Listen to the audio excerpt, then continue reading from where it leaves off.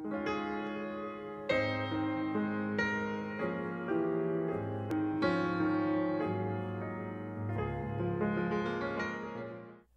시간 다 같이 하나님의 말씀 사사기 4장 17절부터 24절까지 말씀을 우리가 함께 봉독하겠습니다.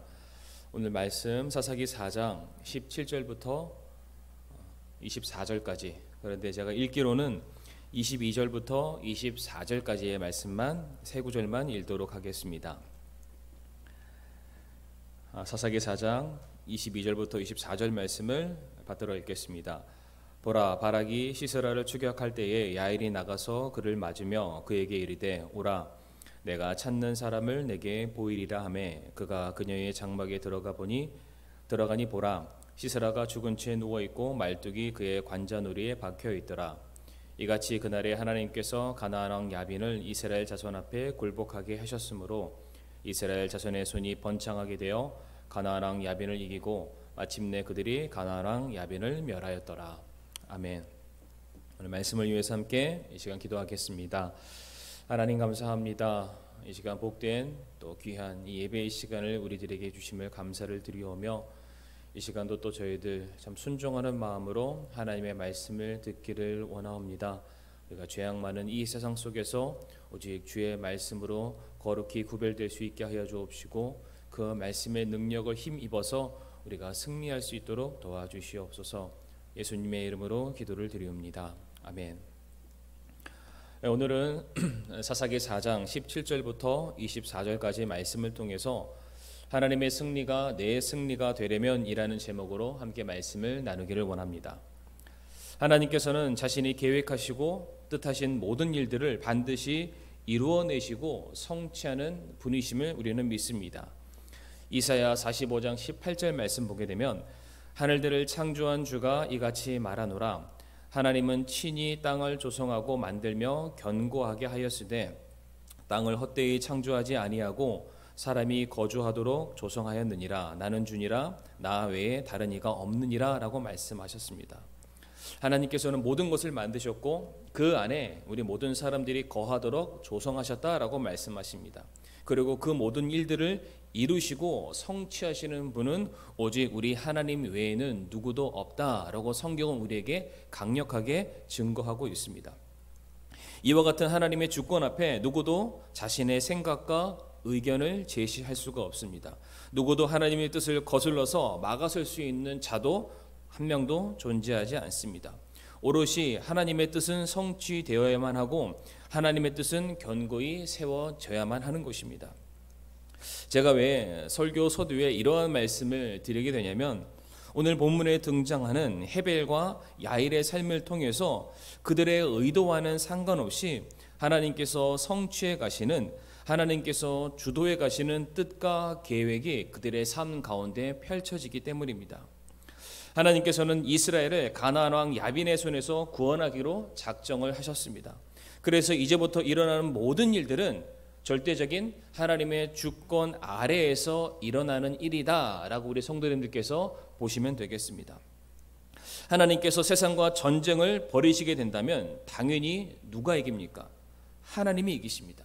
자, 그렇다면 하나님이 이기시는 그 승리가 우리 사랑하는 성도님들의 승리가 되기를 원하십니까? 내가 구경꾼이 아니고 패잔병이 아니라 그 전쟁의 그 승리의 한복판에서 나 역시 수훈갑, 승리의 주역이 되기를 원하시는 그런 마음이 우리 성도님들에게 있으십니까? 그렇다면 우리가 두 가지를 기억해야 되는데, 첫 번째로 하나님의 승리가 내 승리가 되기 위해서 우리는 하나님의 주권을 우리가 절대적으로 인정해야만 합니다. 오늘 본문의 내용을 간략하게 설명을 드리게 되면, 이제 전쟁에서 패배한 시스라가 도망을 치게 됩니다. 그런데 그가 도망을 친 장소가 오늘 17절 말씀 보게 되면은 겐 사람 헤벨의 아내 야일의 장막이었다라고 오늘 본문은 우리에게 말해주고 있습니다. 그렇게 도망갔던 시스라를 야일이 환대하여 자기의 장막 안으로 받아들이게 됩니다. 그리고 그 장막 안에서 잠이 든 시스라의 그 관자놀이에 말뚝과 새망치를 이용해서 단번에 그 말뚝이 땅에 박힐 정도로 때려서 그 자리에서 시스라는 죽임을 당하게 됩니다. 이것이 바로 오늘 본문의 전반적인 내용이 될 수가 있습니다. 그렇다면 우리가 이 본문의 배경을 놓고서 몇 가지 우리가 궁금증을 가져야 하는데, 왜 시스라는 야일의 장막에 들어가게 된 것인가? 그리고 왜 그 장막 안에서 시스라는 이와 같은 처참한 죽음을 맞이할 수밖에 없었는가? 그리고 왜 이 전쟁이 이 마무리되는 이 시점에서 사사였던 드보라도 아니고 전쟁에 능했던 바락도 아닌 전혀 상관없는 듯한 이 헤벨과 야일이라는 사람이 왜 등장하게 되었는가에 대해서 우리가 궁금증을 한 번쯤은 가져볼 필요가 있습니다. 분명한 사실은 오늘의 모든 사건들은 그냥 일어난 것이 아니라는 것입니다. 오늘 설교의 주제처럼 절대적인 하나님의 주권 아래서 이루어지고 있는 사건들이다라는 것을 우리가 기억해야 될 것입니다. 오늘 본문에 오기까지 한 가지 전제를 이미 성경이 우리에게 말해주고 있습니다. 사사기 4장 9절 말씀을 보게 되면 그녀가 이르되, 바로 드보라입니다. 내가 반드시 너와 함께 가리라. 그럼에도 불구하고 내 여정이 내게 명예가 되지 아니하리니 이는 주께서 시스라를 한 여인의 손에 파실 것이기 때문이라 하고 드보라가 일어나 바락과 함께 게데스로 가니라 라고 되어 있습니다. 지금 9절 말씀에서 이미 하나님께서는 이스라엘과 하솔과의 전쟁의 승패는 이미 이스라엘의 승리로 결정을 해 놓으셨습니다. 그런데 그 전쟁의 승리는 물론 하나님께서 주도하시고 하나님의 선두에 서서 이루시는 전쟁이긴 하지만 그 전쟁의 승리를 이루는 승리의 주역이 바락이 아닌 바로 한 여인, 드보라가 아닌 드보라 외에 또 다른 한 여인을 통해서 하나님께서는 승리를 이루실 것을 이미 예언적인 그런 차원에서 말씀을 하고 계십니다. 하나님께서 이와 같은 말씀을 하신 이유는 바락이 드보라의 말을 듣고 나서 나는 당신이 가지 않으면 나는 안 갈 겁니다 라는 이러한 조금 뭐라고 될까요? 소극적인 자세를 보였기 때문에 하나님께서 그런 바락의 모습을 보시고 실망하셔서 갑자기 계획을 변경해서 바락에게 가게 될 그 공로를 이 한 여인에게 돌렸다, 이런 식의 우리가 이해를 가져서는 절대로 안 될 것입니다. 바락의 반응과 태도와는 상관없이 이미 하나님께서는 야일을 통해서 이스라엘을 구원하실 것을 이미 사전에 계획을 해 놓으셨다는 것입니다. 우리 성도님들께 한 가지 여쭤보겠습니다. 하나님께서 말씀하셨다면 반드시 그 하신 말씀이 성취가 된다는 것을 우리 성도님들 믿으십니까? 하나님께서는 하나님이 하신 그 말씀은 반드시 성취가 되고 이루어지게 되어 있습니다. 하나님께서 하신 말씀이 반드시 이루어진다는 것은 이미 그것이 이루어지도록 계획하셨다는 것을 의미할 수 있고, 또한 하나님께서 그것을 이루실 만한 능력이 있는 분이다라는 것을 의미할 수가 있을 것입니다. 그래서 성경에 기록된 모든 말씀들은 허투루 기록되는 것이 단 하나도 없습니다. 그 어떤 것도 하나님의 계획과 섭리 안에서 벗어나거나 상관없이 일어나는 일들은 단 하나도 존재하지 않습니다. 이미 하나님께서는 이스라엘을 가나안의 왕이었던 야빈의 손에서 건져내기 위한 모든 구원의 역사를 이미 지금 이 사사기 4장에 들어와서가 아니라 이미 그 전부터, 어쩌면 영원 전부터 계획해 놓으신 사건이다라고 우리가 볼 수가 있는 것입니다. 자, 오늘 본문에 나와 있는 이 야엘의 남편의 이름이 오늘 4장 17절 말씀 보게 되면 헤벨이라고 되어 있습니다. 그런데 이 헤벨의 출신을 보게 되면은 그는 이스라엘 민족이 아니라 겐 족속이었다라는 것을 오늘 17절 말씀을 통해서 우리가 확인할 수 있습니다. 그런데 이 겐 족속에 대한 이야기가 어찌 보면은 이 사사기에서 말씀 보게 되면은 좀 뜬금없이 등장하는 것처럼 보여지는 부분이 있습니다.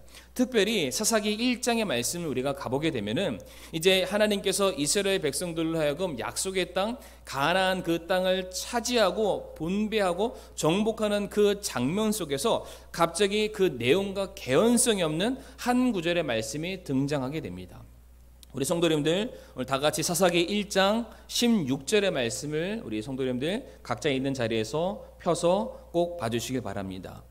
사사기 1장 16절 말씀 보게 되면 모세의 장인 겐 족속의 자손이 유다 자손과 함께 종려나무 도시에서 올라가 아랏의 남쪽에 있는 유대 광야에 이르렀고 그들이 그 백성 가운데 거하니라 라고 되어 있습니다. 모세의 장인 누구죠? 이드로는 모세가 출애굽하는 그 과정 속에서 그와 함께하게 되었고 이제 함께했다는 그 이유로 말미암아 은혜로 그들도 동일하게 이 약속의 땅 그 가나안 땅의 한 부분에 거할 수 있는 그 땅을 분배를 받을 수 있는 축복을 그들이 얻게 됩니다. 근데 그 지파가 그 족속을 겐 족속이라고 말하고 있는데, 그들이 위치했던 곳은 유다 지파 지역 내의 한 부분, 정확하게 어디라고 되어 있지 않지만은 유다 지파 지역 내의 한 부분이 그들에게 땅으로서 할애가 되었습니다. 그러니까 이 겐 족속의 야엘의 남편이었던 헤벨 역시 지금 그 유다 지역 내에 그의 삶에 거쳐 그의 집이 있었다라는 것을 알 수가 있습니다. 그런데 그 헤벨이 자기가 있어야 될 그 땅에 있지 않고 갑자기 저 북쪽 게데스 옆인 사하나임이라는 곳으로 이동을 하게 됩니다. 사사기 4장 11절 말씀 보게 되면, 이제 모세의 장인 호밥의 자손 중에서 겐 족속 헤벨이 자신을 분리하여, 그러니까 남쪽 유대 땅에서 분리하여 이제 겐 족속을 떠나 게데스 옆에 사하나임 평야에 이르러 장막을 쳤더라라고 되어 있습니다. 지금 성경에서는 어떠한 이유에서 헤벨이 이동을 했는지에 대해서는 우리에게 말해주고 있지는 않습니다. 그러나 분명한 사실은 유다 지역, 남쪽에 있는 유다 지역에서 지금 게데스 옆 사하나임, 그러니까 북쪽에 위치한, 하솔보다 조금 더 위쪽에 위치한 장소로 그들이 이동을 하게 됩니다. 그리고 그렇게 이동했던 그 장소에서 이 헤벨은 누구와 화친을 맺게 되냐면, 오늘 본문 17절 말씀에 가나안 왕 야빈, 하솔을 통치하고 있었던 야빈과 그들이 화친의 관계, 좀 친한 관계를 그들이 맺게 됩니다. 오늘 17절 말씀을 다시 한번 읽어보겠습니다. 그럼에도 불구하고 시스라는 걸어서 도망하여 겐 족속 헤벨의 아내 야엘의 장막에 이르렀으니 이는 하솔 왕 야빈과 겐 족속 헤벨의 집 사이에 화평이 있었기 때문이더라라고 되어 있습니다. 게데스와 하솔, 그러니까 사하나임 지역에 살고 있었던 이 헤벨과 지금 하솔이 서로 인접한 지역이었기 때문에 어쩌면 서로의 만남이 빈번했던 것 같습니다. 그러는 가운데 불가불 좋은 관계, 친목의 관계, 화평의 관계를 유지했던 것으로 우리가 추정해 볼 수가 있습니다. 제가 지난 시간에 드렸던 말씀이기도 한데요, 하나님께서 시스라를 기손강으로 불러 모았다라고 우리가 말씀을 통해서 확인을 했습니다. 그렇다면 그 시스라가 기손강으로 나오도록 동기부여한 사람은 누구일까요? 오늘 본문에 나와 있는 바로 이 헤벨이 되겠습니다. 사사기 4장 12절 말씀 보게 되면, 아비노함의 아들 바락이 다볼산에 오른 것을 그들이 시스라에게 알림해라고 되어 있습니다.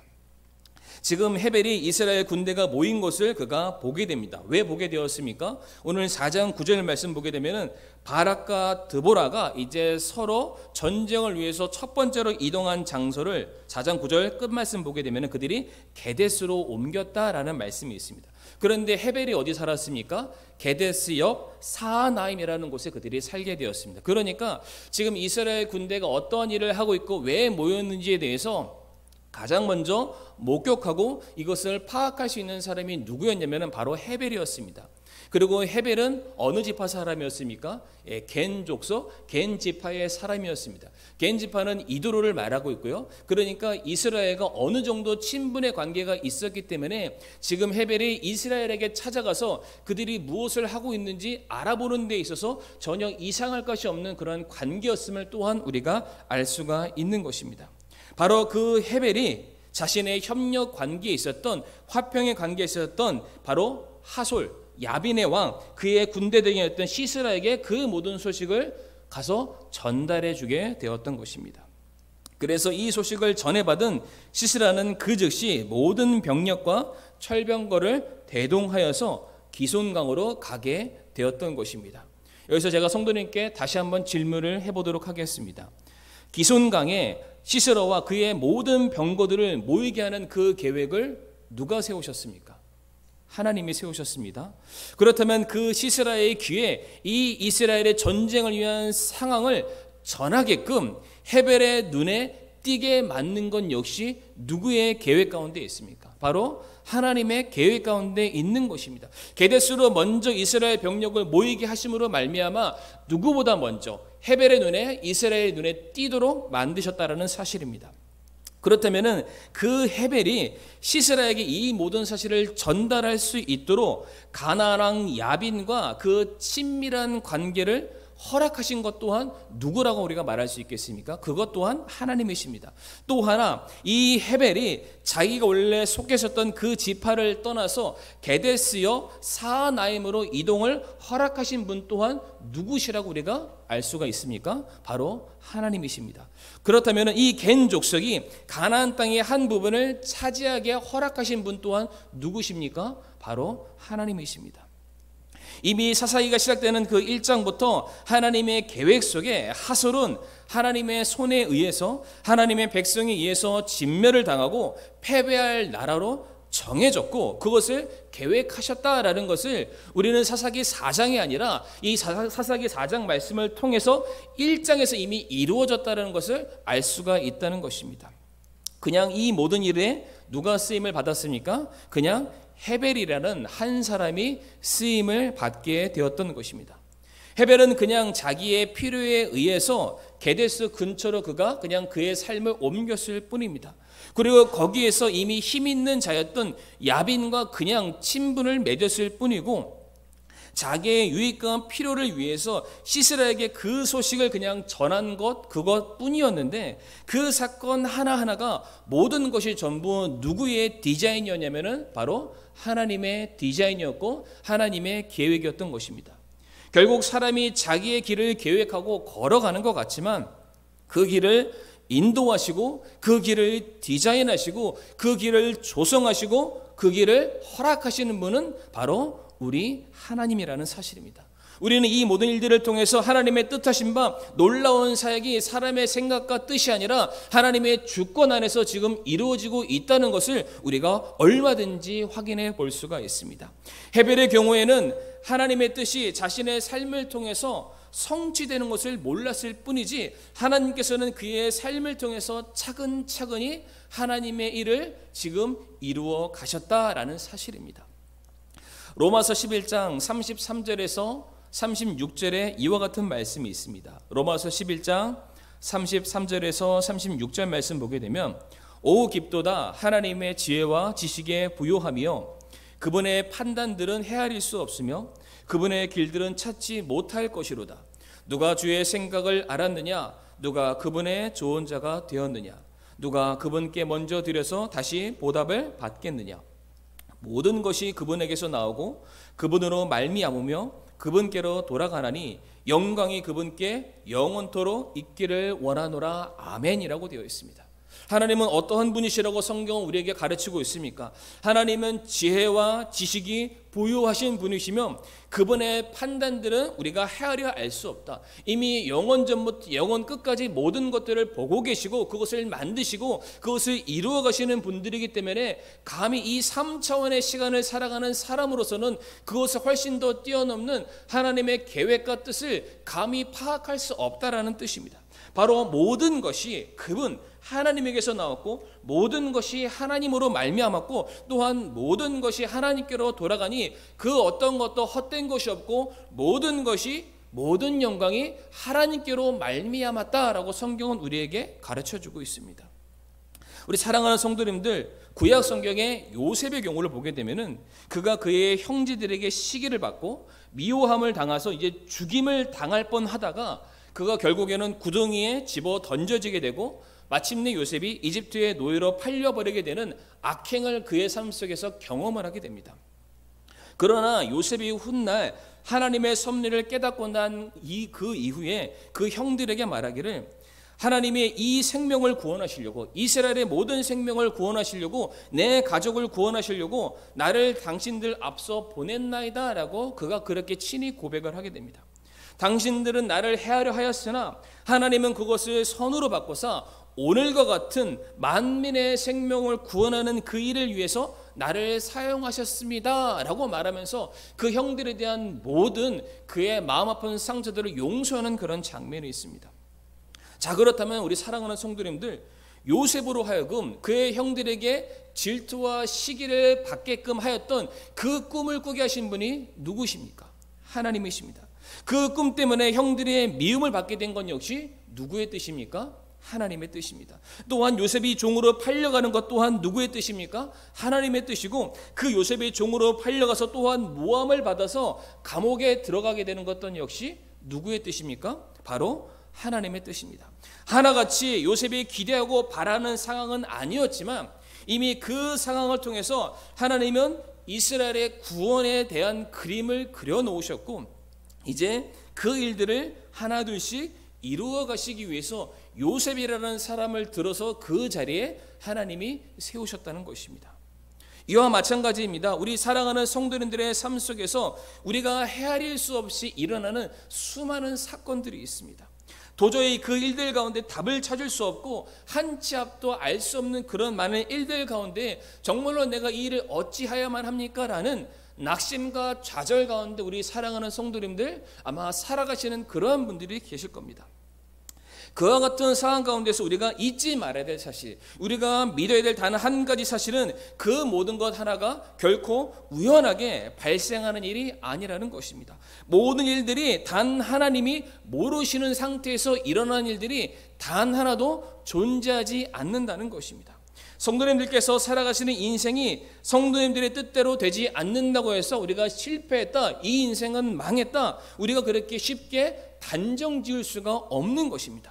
내일도 알지 못하고 인생의 결말을 보지 못한 우리가 어떻게 현재의 이 내가 받는 고난이 잘못되었다라고 우리가 그렇게 쉽게 결정을 지을 수 있겠습니까? 오히려 그러한 어둠 속에서도 우리의 길, 우리의 구원의 길, 우리가 나아가야 될 그 길, 하나님의 영광을 이미 하나님께서 만들어 놓으셨음을 우리 성도님들 믿으시길 바랍니다. 시편 40편 2절 말씀 보게 되면은 그분께서 또한 무서운 구덩이와 진흙 수렁에서 나를 끌어올리시며 내 발을 반석 위에 두시고 나의 가는 길을 걸음을 굳게 세우셨다라고 말씀하고 있습니다. 우리가 보기에는 무서운 구덩이처럼 보이고 우리가 보기에는 정말로 갈 길을 알 수 없는 진흙 같은 수렁이었지만은 그와 같은 상황 속에서 우리가 가야 할 길이 어딘지를 알고 계시고 우리가 가야 할 길을 마련해 놓으시고 우리가 가야 할 길을 인도하시는 분이 우리의 하나님이시다라고 말씀하고 있습니다. 무엇보다 더 중요한 사실은 그 하나님의 구원의 놀라운 역사는 잠시 잠깐 우리가 당면하는 어려움과 고난을 살짝 피하는 그러한 길이 아니라 영원한 구원의 길, 바로 태초부터 우리들의 모든 것들을 아시는 하나님께서 우리를 구원하시고자 창세전부터 예수 그리스도, 저와 여러분들의 영원한 구원의 길 되시는 메시아를 준비하심으로 말미암아 그분을 통하여서 영원한 하나님의 천국에 갈 수 있는 그 놀라운 구원의 길을 우리 하나님께서 준비해 놓으셨다는 것입니다. 그러므로 우리가 반드시 기억해야 될 것은 하나님께서는 그때마다 어떠한 상황에 잘못되었을 때마다 그때마다 급하게 그 일들을 수정하시는 그러한 하나님이 아니십니다. 하나님의 주권 안에서 모든 일들이 하나님 뜻을 나타내기 위해서 하나님께서는 그 일들을 미리 계획하셨고 그 일들을 지금도 조성해 가고 계시고 그 일을 하나님의 영광 가운데 선하게 역사하시는 줄을 우리 성도님들 믿으시길 바랍니다. 사랑하는 성도님들, 하나님의 전지의 전능함을 믿으십니까? 하나님께서 우리 성도님들의 아버지 되심을 믿으십니까? 우리 성도님들을 향한 하나님의 사랑이 다함이 없는 줄을 믿으십니까? 그렇다면 하나님의 주권을 인정해 드리시길 바랍니다. 그리고 현재 우리 성도님들이 당면하는 그 삶을 믿음으로 걸어가시기를 간절히 부탁을 드립니다. 성도님들의 삶이 행복하든 불행하든 분명한 사실은 하나님께서 지금 하나님의 일을 이루어 가시고 있다는 것입니다. 그러므로 우리 사랑하는 성도님들의 삶을 통해서 하나님의 주권의 역사가 나타났을 때에 정말로 나의 삶이 하나님의 진노하심의 역사가 드러나는 그러한 삶이 아니라 하나님의 자비하심과 하나님의 은혜와 사랑과 놀라운 구원의 역사에 그 한복판의 승리의 주역으로 쓰임받을 수 있게 해달라고 간절히 기도하시기를 주님의 이름으로 부탁을 드립니다. 두 번째로, 하나님의 승리가 우리의 승리가 되기 위해서는 우리는 철저하게 하나님의 명령에 순종해야만 합니다. 야엘이 오늘 본문에서 시스라를 죽이게 된 것은 야엘 개인의 원한 때문이 결코 아니었습니다. 야엘 개인으로서는 시스라와 전혀 어떠한 관계도 없고 원한도 있는 그런 사이가 아니었습니다. 자기 남편이었던 그 헤벨과의 관계, 그 입장을 생각해 보게 된다면 이 야엘은 철저하게 이 시스라를 보호해 주어야 되는 그런 사람이었습니다. 그런데 그녀가 자기가 처한 모든 상황과는 반대로 시스라를 죽이게 되었습니다. 자, 그러면은 왜 야엘이 이와 같은 선택을 내리게 되었을까요? 바로 그것은 하나님의 명령이 그 여인에게 주어졌기 때문입니다. 우리가 다 같이 사사기 5장 24절 말씀 보겠습니다. 사사기 5장 24절에 야엘에 대해 자세하게 설명하는 그런 장면이 있습니다. 겐 족속 헤벨의 아내 야엘은 다른 여인들보다 복을 받을지니 그녀가 장마에 거한 여인들보다 더 많이 복을 받으리로다 라고 되어 있습니다. 지금 야엘을 칭찬을 하고 있습니다. 그녀가 복을 받을 것인데 그것도 더 많은 복을 받게 될 것이라는 축복의 말씀이 기록되어 있습니다. 그런데 왜 이 야엘이 축복을 받게 되었을까? 그 축복에 대한 의미를 우리가 살펴보기 위해서는 그 바로 위에 있는 구절과 우리가 대조해서 살펴보면은 조금 더 정확하게 이해할 수 있습니다. 바로 위에 있는 23절 말씀 보게 되면 주의 천사가 말하기를 너희는 메로스를 저주하라. 너희가 그것의 고주민들을 모질게 저주할지니 그들이 와서 주를 돕지 아니하며 주를 도와 강한 자들을 치지 아니하였느니라 라고 되어 있습니다. 지금 23절 말씀 보게 되면 메로스를 저주하라라고 되어 있습니다. 이것은 지금 야엘이 받는 축복과는 지금 대조가 되는 부분이다라고 우리가 이해할 수 있습니다. 여기서 메로스는 어떠한 지명을 말하는데 그 지명이 지금 정확하게 어디인지는 우리가 알 수는 없습니다. 그러나 23절의 말씀을 통해서 우리가 알 수 있는 사실은 지금 주의 천사가 하나님께서 앞서 나가 싸우시는 그 전쟁에 참여하지 않고 협조하지 않은 이 메로스라는 곳을 저주하고 있다는 것입니다. 우리가 읽지는 않았습니다만 사사기 15장 12절부터 22절까지 말씀을 보게 되면 이제 드보라와 바락이 힘을 합쳐서 시스라와 전쟁을 하게 되는 그런 장면에 대해서 서술하는 내용이 기록되어 있습니다. 그런데 그들이 전쟁을 하게 되었을 때에 누가 나갑니까? 바로 납달리와 스불론 두 지파와 드보라와 바락이 함께 나가서 전쟁을 하게 됩니다. 그런데 그 전쟁에 대한 소식을 이제 이스라엘에 남아있는 지파들이 듣고 그것에 대한 반응이 12절부터 22절의 말씀이 되겠습니다. 그 말씀 보게 되면은 에브라임이나 베냐민이나 이사갈 지파 등은 그 전쟁과 전투에 우리가 적극적으로 참여하길 원합니다. 우리가 필요하다면 얼마든지 돕겠습니다라는 그런 적극적인 모습을 보였는가 반대로 루벤과 단과 아셀 지파들의 경우를 보게 되면은 지금 전쟁을 참여한 자기의 동료죠. 같은 형제 지파들에 대해서 외면하는 그런 장면이 그 말씀 가운데 기록이 되어 있습니다. 제가 왜 이 말씀을 드리냐면은 지금 비록 전쟁은 두 지파를 통해서 치루어지고 있지만 이 전쟁에 대한 모든 소식은 이스라엘 전역에 이미 다 지금 퍼져 있다라는 것입니다. 하나님께서 전쟁을 지금 치르시는데 어떻게 일개 한 족속과 한 사람만 그것을 알 수 있겠습니까? 마땅히 지금 하나님을 대적하는 그 가나안 왕 야빈을 향해서 모든 이스라엘 백성들이 대적하는 것이 맞고 또한 지금 하나님께서 치르시는 그 전쟁에 대해서 모든 이스라엘 백성들이 협력하고 돕고 참여하는 것이 당연히 맞는 사건입니다.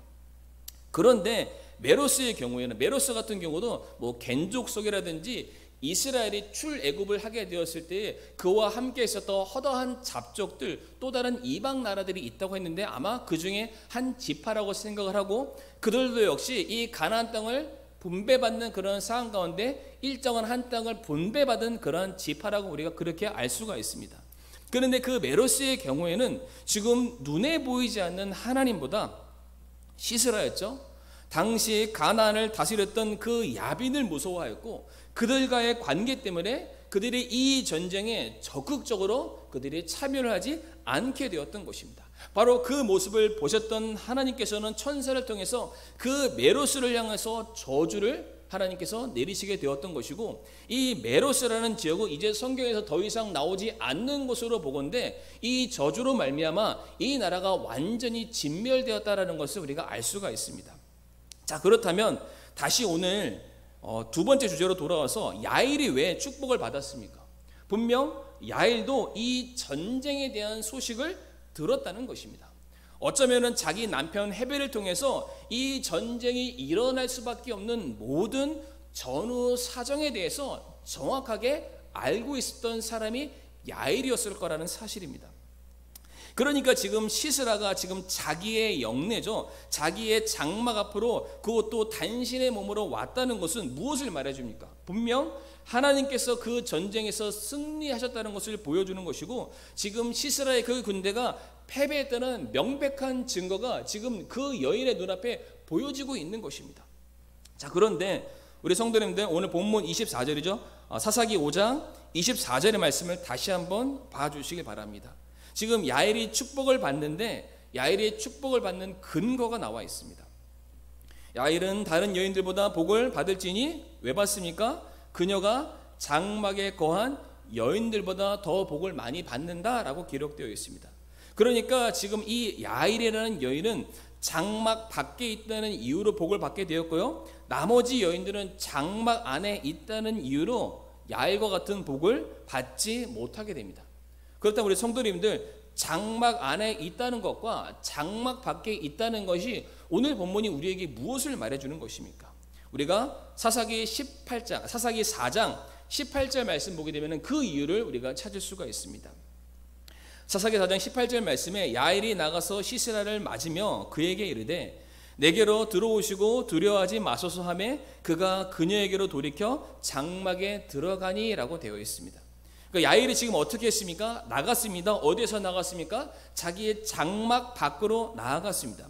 그리고 그렇게 나아가서 지금 자기 앞을 지나가는 시스라를 부르게 됩니다. 나에게 오십시오. 내 장막으로 들어오십시오. 그러자 시스라가 어떻게 반응했습니까? 18절 하반절 말씀 보게 되면은 그 시스라가 돌이켜서 야엘의 장막으로 들어갔다라고 되어 있습니다.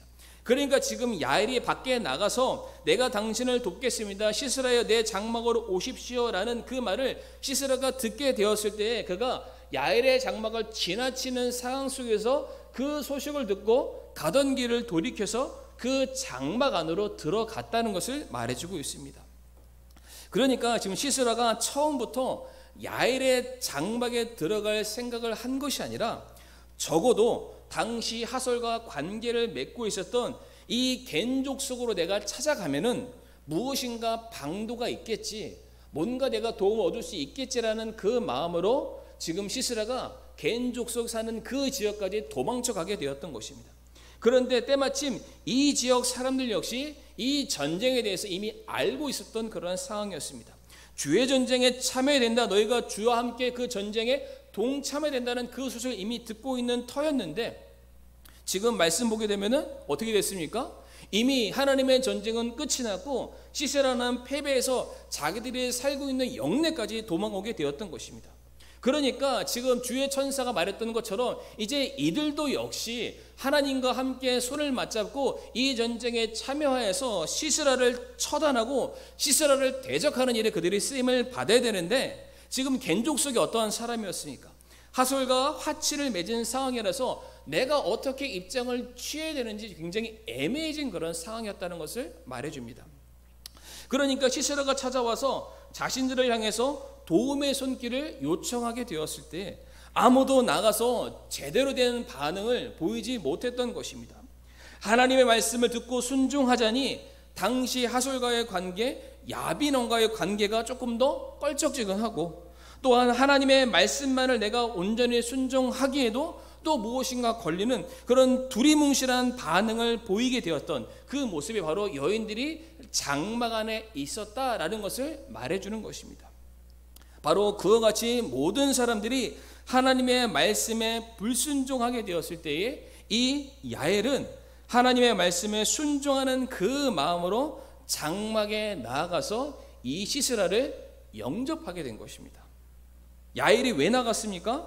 그가 하나님의 말씀에 순종해서 이제는 나와 화친과 화평의 관계를 맺었던 그 시스라를 하나님을 대적하는 하나님의 적으로 여겼기 때문에 자기의 장막 밖으로 나아갔던 것입니다.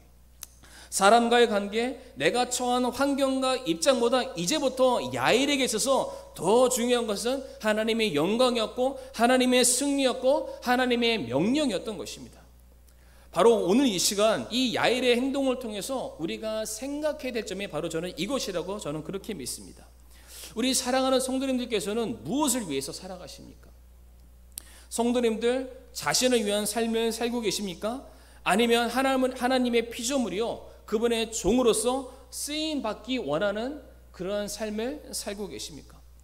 하나님이 하나님의 일을 위해서 우리를 사용하시고자 한다면 우리는 그것을 우리들의 인생의 최대의 복으로 여기고 내 입장이나 내 처지를 고려하기보다는 하나님의 일에 우선적으로 쓰임받는 그 모든 일들을 위해서 내 모든 것들을 내려놓는 것이 당연한 것이 되어야 합니다. 만약에 우리 성도님들께서 어떠한 상황 속에서 특별히 신앙의 문제를 놓고서 믿음의 문제를 놓고서 여전히 갈등하고 있고 여전히 우리가 고민하고 있다면 우리는 아직도 내 자신을 내려놓지 못한 것입니다. 우리는 아직도 하나님을 우리들의 삶의 만왕의 왕으로 모셔드리거나 인정하지 못했다는 것을 보여주는 정확한 증거다라고 말씀을 드리고 싶습니다. 오늘 본문에 메로스가 그러했습니다. 그는 고민했습니다. 그는 갈등했습니다. 그는 주저했습니다. 그래서 어떠한 여인들처럼 장막 안에 들어가서 소극적인 반응을 보였습니다. 이미 하나님께서 모든 승리를 다 치러 놓으셨고 지금 하나님의 말씀대로 모든 역사가 하나하나 다 성취가 되고 있는 상황이었지만은 지금 메로스의 경우에는 또 장막 안에 있는 여인들은 여전히 그들의 마음속에 하설과의 관계, 내가 언젠가는 이 사람들 통해서 얻게 될 내 인생의 유익과 성공과 인생의 모든 것들을 보장받는 그 일들을 놓고서 지금 하나님과 지금 저울질하고 있는 그런 상황, 지금 무엇과도 비교할 수 있는 하나님과 지금 어떠한 것을 지금 저울질하고 있는 그 순간, 고민하는 순간, 갈등하는 바로 그 순간이 바로 저주받는 시간이라는 것입니다. 그런데 오늘 본문에 야일은 달랐습니다. 그녀는 장막을 나아갔습니다. 모두가 모른 척할 때 이 여인은 하나님의 말씀을 자기 삶의 최우선의 가치로 여기고 그 말씀을 의지해서 나아가게 되었습니다. 그렇게 함으로 말미암아 사사기 4장 9절에서 하나님께서 드보라와 바락에게 말씀하셨던 내가 한 여인의 손에 이 모든 전쟁의 명예를, 전쟁의 승리를, 이스라엘의 구원을 내가 넘기겠다라는 그 말씀이 성취가 되었다는 것입니다. 성도님들, 누구에게 승리가 돌아갔습니까? 누구에게 명예가 돌아갔습니까? 두렵고 떨리지만 그렇게 할 만한 상황이 아니었지만은 용기를 내어서 하나님의 말씀에 순종하여 자기의 친분관계, 자기의 이해관계, 미래에 보장받게 될 어떠한 모든 기회를 내려놓은 바로 한 여인 야일의 손에 그 모든 승리와 명예가 돌아갔다는 것입니다. 우리 사랑하는 성도님들, 말씀을 마무리하면서 우리가 신앙의 삶을 살아가면서 분명히 수많은 상황 속에서 우리가 갈등하게 되고 고민하게 될 수밖에 없습니다. 그러나 결국 내 입장과 내 처지보다는 우리가 하나님의 말씀이 실현되고 하나님의 말씀에 순종하는 쪽에 내 자신을 맡기게 된다면 단언컨대 우리 사랑하는 성도님들께서는 성도님들이 전혀 예상하지 못한 놀라운 승리를 경험하시게 될 것입니다. 우리 성도님들이 계획하시고 주도해 가시는 그런 미래가 불투명한 불완전한 그런 인생이 아니라 하나님께서 계획하시고 하나님께서 주도해 가시는 그런 완전한 승리가 보장된 삶을 살아가시게 될 것을 믿으시길 바랍니다. 성도님들의 삶 속에 하나님의 승리가 함께하길 원합니까? 하나님의 승리가 성도님들의 삶이 되기를 원하십니까?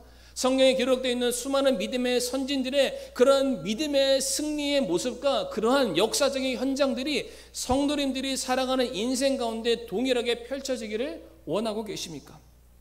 그렇다면 내 생각, 내 주장, 내 입장, 내 관계 그런 것들 다 내려놓으시고 하나님의 주권 앞에 철저하게 복종하시길 바랍니다. 하나님과의 관계부터 먼저 신경을 쓰시길 바랍니다. 만약 우리가 그렇게만 한다면 하나님께서는 반드시 우리 성도님들을 들어서 비천한 여인이 있지만 하나님께서 이스라엘의 놀라운 구원의 역사에 야일이라는 그 여인을 쓰셨던 것처럼 지금은 성도님들이 수치를 받을지 모르지만은 그 수치를 멸하사 기쁨으로 만들어 주실 것이고 성도님들이 포기했던 모든 것보다 더 값지고 놀라운 승리를 주실 것을 우리 성도님들 믿으시기 바랍니다.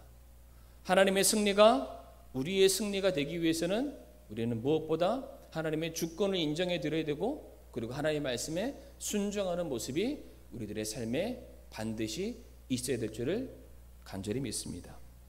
이 시간 함께 기도하겠습니다. 하나님 감사합니다. 이 시간도 우리에게 허락하신 이 귀한 말씀에 인하여 감사를 드리오며 우리가 살아가는 이 세상 속에서 우리가 하나님과 함께 동일하게 승리하는 삶을 우리가 살길 원합니다.